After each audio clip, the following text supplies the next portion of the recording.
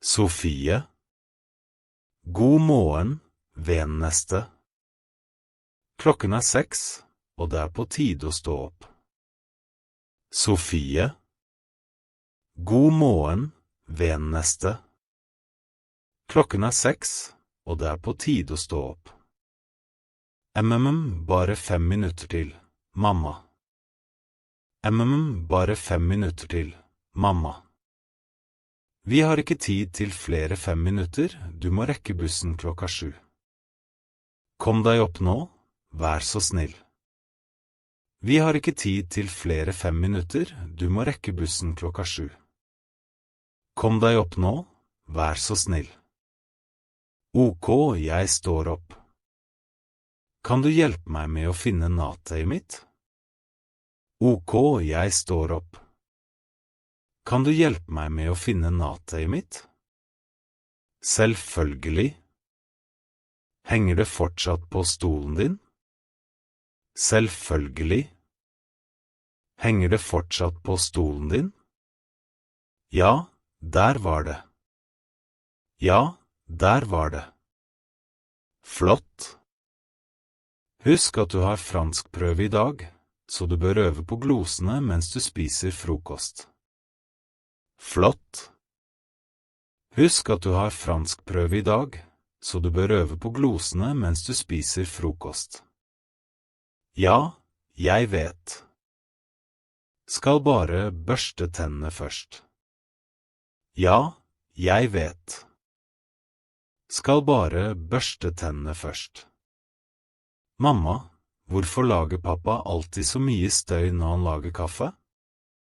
Mamma, hvorfor lager pappa alltid så mye støy når han lager kaffe? Antagelig fordi han presser maskinen for hardt. Jeg sier til ham hver morgen, ikke skru opp volumet så tidlig. Antagelig fordi han presser maskinen for hardt. Jeg sier til ham hver morgen, ikke skru opp volumet så tidlig. Han elsker kaffe mer enn oss. Han elsker kaffe mer enn oss. Er det rart? Han halvt italiensk. Men prøv å ikke bli distrahert, husk fransklosene. Bonjar, aurevoir, merci. Er det rart? Han halvt italiensk. Men prøv å ikke bli distrahert, husk fransklosene. Bonjar, aurevoir, merci. Bonjar, aurevoir, merci, s'il vous plaît? Og, pardon. Bonjar, aurevoir, merci, s'il vous plaît? Og, pardon.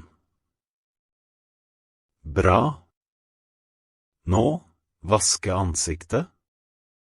Bra. Nå, vaske ansiktet. Ja, gi meg bare noen kluter. Ja, gi meg bare noen kluter. Her. Her. Hva synes du om genseren med stjerner, mamma? Hva synes du om genseren med stjerner, mamma? Den søt, men kanskje litt tynn. Det kaldt ute i dag, rundt 8 grader. Den søt, men kanskje litt tynn.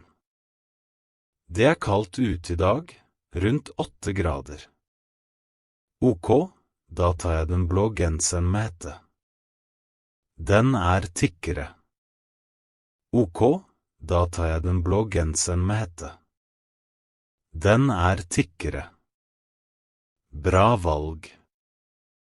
Og husk jakken din, den nye vårjakken din fra forrige uke. Bra valg. Og husk jakken din, den nye vårjakken din fra forrige uke. Jeg finner den. Og skoene? Jeg vet ikke hvilke jeg skal velge. Jeg finner den. Og skoene? Jeg vet ikke hvilke jeg skal velge. Hvit skinnjakke og sneakers passer fint til den genseren. Hvit skinnjakke og sneakers passer fint til den genseren. Greit, jeg tar de hvite. Greit, jeg tar de hvite. Husk sokker. Husk sokker. Selvfølgelig. Selvfølgelig. Frokosten er klar. Brød med brunost eller grovbrød med skinke? Frokosten er klar. Brød med brunost eller grovbrød med skinke? Grovbrød med skinke, takk. Kan jeg få et glass eplejus også? Grovbrød med skinke, takk. Kan jeg få et glass eplejus også? Selvfølgelig. Her er skinken, og jeg henter jus nå. Selvfølgelig. Her er skinken, og jeg henter jus nå. Mamma, kan du keies meg på de franske glosene mens jeg spiser? Mamma, kan du keies meg på de franske glosene mens jeg spiser? Gladelig. Hvilket ord bruker vi for takk? Gladelig. Hvilket ord bruker vi for takk? Merci. Merci. Hva er vær så god? Hva er vær så god? S'il vous plaît? S'il vous plaît? Nei, det er vær så god. Altså, de rien, for ingen årsak, på fransk. S'il vous plaît betyr vær så snill, eller please. Nei, det er vær så god. Altså, de rien, for ingen årsak, på fransk. S'il vous plaît betyr vær så snill, eller please. Og riktig. Og riktig. Eksakt. Hva er unnskyld? Eksakt. Hva er unnskyld? Pardon. Pardon. Bra. Nå, hva om jeg sier ha det bra? Bra. Nå, hva om jeg sier ha det bra? Au-revoir. Au-revoir. Perfekt. Nå, hvordan har du det? Perfekt. Nå, hvordan har du det? Kommentava. Kommentava. Utmerket. Du henger med. Utmerket. Du henger med. Mamma, tror du lærerinnen liker at jeg spøker litt i timen? Mamma, tror du lærerinnen liker at jeg spøker litt i timen? Det er greit så lenge det ikke forstyrrer andre. Litt humør kan være bra, men du må passe på å ikke avspore timen. Det er greit så lenge det ikke forstyrrer andre. Litt humør kan være bra, men du må passe på å ikke avspore timen. Ja, jeg lover å være forsiktig. Ja, jeg lover å være forsiktig. Og husk at du har matteprøve på fredag. Har du øvd på ligningene? Og husk at du har matteprøve på fredag. Har du øvd på ligningene? Jeg gjorde noen oppgaver i går, men jeg må øve mer. Kan vi se på dem sammen i kveld? Jeg gjorde noen oppgaver i går, men jeg må øve mer. Kan vi se på dem sammen i kveld? Selvfølgelig. Vi setter av en time etter middag. Selvfølgelig. Vi setter av en time etter middag. Takk, mamma. Takk, mamma. OK, skolebøker, norsk, matematikk, engelsk. OK, skolebøker, norsk, matematikk, engelsk. Hva mer? Hva mer? Samfunnsfag, naturfag, fransk. Og gympose. Samfunnsfag, naturfag, fransk. Og gympose. Husk gymtøy og joggesko til gymmen i dag. Husk gymtøy og joggesko til gymmen i dag. Ja, her de. Og lommeboken med skolekortet? Ja, her de. Og lommeboken med skolekortet? Der oppe på hylla.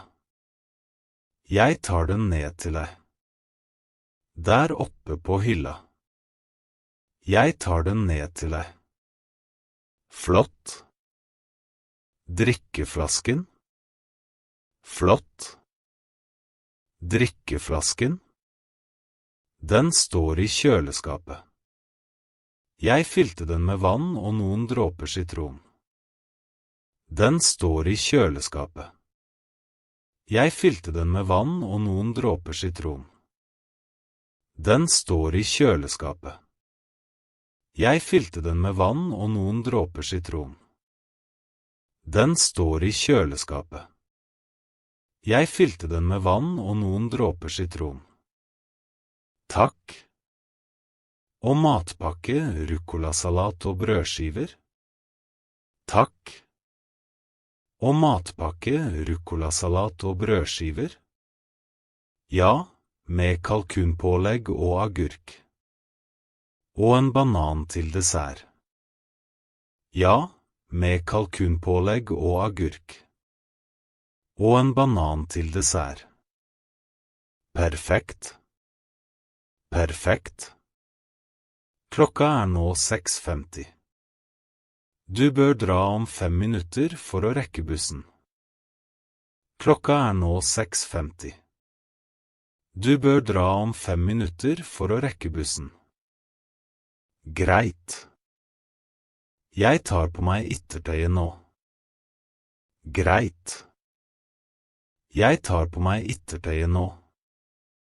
Vil du ha regnjakke også? Det litt yr i luften.